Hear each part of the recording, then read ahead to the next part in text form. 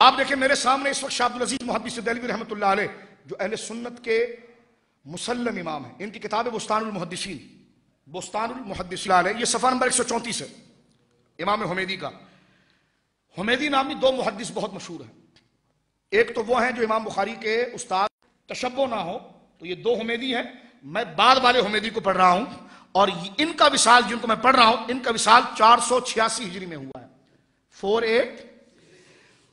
پہلے والے جو امام حمیدی ہیں وہ مسند حمیدی سے مشہور ہیں، ان کی وہ کتاب ہے، لیکن یہ جو حمیدی ہے ان کی کتاب ہے الجمع بین الصحیحین للحمیدی، انہوں نے بخاری مسلم سے حدیثیں لے کر جمع کی ہے، اور اس کتاب کو کہتے ہیں کتاب الجمع، جمع بین الصحیحین، کہ امام بخاری امام مسلم سے حدیثیں لے کر انہوں نے ایک مکمل کتاب بنائی ہے الجمع بین الصحیحین کے نام سے۔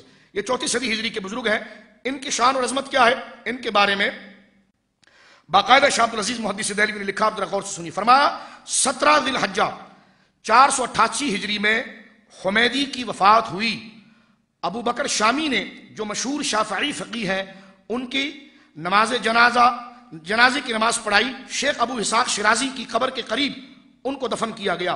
وفات سے قبل کئی بار مظفر جو بغداد کا رئیس الرؤساء تھا، اور یہ عہدہ اس وقت اعلیٰ عہدوں میں سے سمجھا جاتا تھا، شاہ عبدالعزیز محدث دہلوی لکھتے ہیں کیونکہ یہ عہدہ دار تمام شہر کا افسر ہوتا تھا، یہ وصیت امام حمیدی نے اس سے کی تھی کہ مجھ کو حضرت بشر حافی کے قریب دفن کرنا۔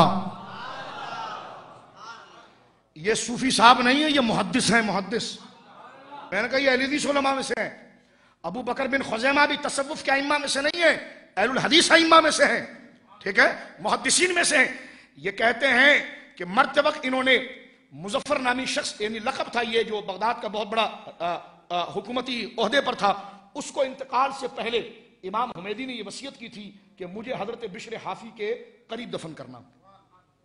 اس نے کسی وقتی معنی کے سبب، یعنی کوئی ایسا مصروفیت اس کی ہو گئی کہ ان کی وصیت کے خلاف اس نے عمل کیا اور کہیں اور دفن کر دیا۔ شاہ عبدالعزیز محدث دہلوی لکھتے ہیں تو یہ خواب اس نے دیکھا کہ حضرت امام حمیدی مجھ سے اپنے اس کام کا گلہ اور شکایت کرتے ہیں کہ میں نے تجھے کہاں کا کہا تو تو نے کہاں کا دفن کیا۔ انہوں نے خواب میں یہ نہیں کہا کہ بخشے گا خدا تم یہاں دفن ہو یا وہاں دفن ہو، کیا ہوتا ہے ہاں، لیکن آپ سنیے محدث کی آرزو دیکھیے۔ وہ کہتے ہیں کہ جب بار بار وہ خواب میں آئے تو ناچارہ ماہ سفر 491 ہجری 491 آپ کو اس جگہ سے منتقل کر کے حضرت بشر حافی کے قریب دفن کیا گیا۔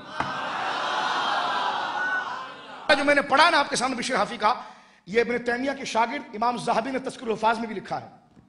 یہی بات تذکرۃ الحفاظ کے اندر انہی کے نام کے ساتھ حمیدی الجمع بین الصحیحین، آپ تذکرۃ الحفاظ دیکھیں گے، کوئی کہے گا یہ شاہ عبدالعزیز حنفی ہے، انہوں نے لکھا ہے، میں نے کہا یہ ان سے تقریباً 500-600 سال پہلے زاہبی نے تذکرۃ الحفاظ ان محدثین کے حالات جو حدیث کے اندر بڑے مستند تھے، تذکرۃ الحفاظ اس میں امام حمیدی کو جمع کیا، اور جمع کرنے کے بعد یہی واقعہ امام زاہبی جو ابن تیمیہ کے شاگرد ہیں بغیر کسی انکار کے، بغیر کسی رد کے انہوں نے لکھا کہ ان کی یہ خواہش تھی کہ ان کو بشر حافی کے قریب دفن کیا جائے۔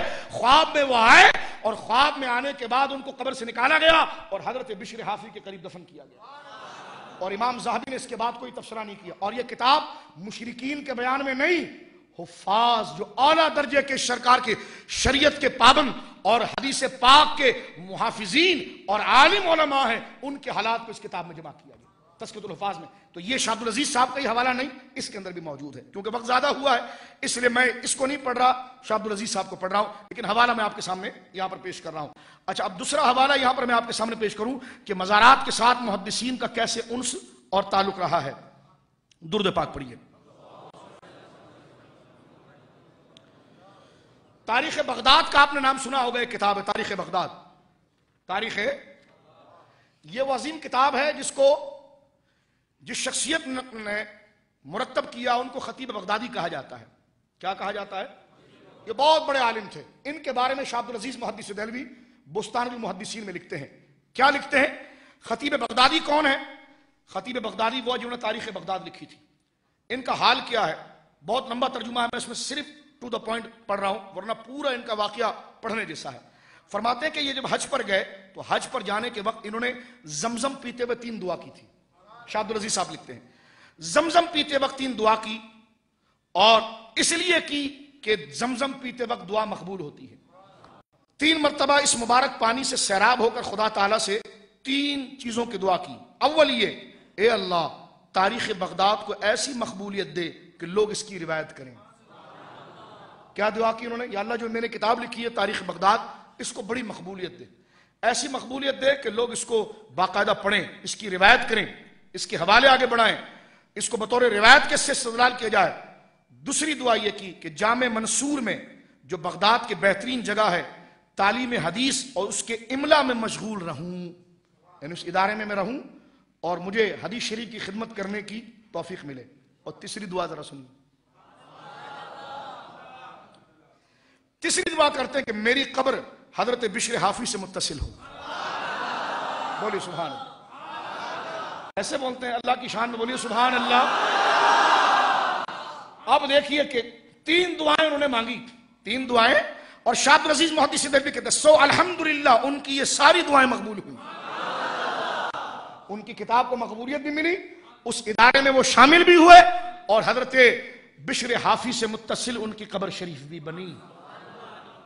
تو یہ بزرگوں کے قریب جا کر قبر مانگنا، یہ علماء اہل سنت امام احمد رضا نے نظریہ دیا ہے نا، تو یہ گڑا نہیں ہے، صدیوں سے چلا ہے. اس وقت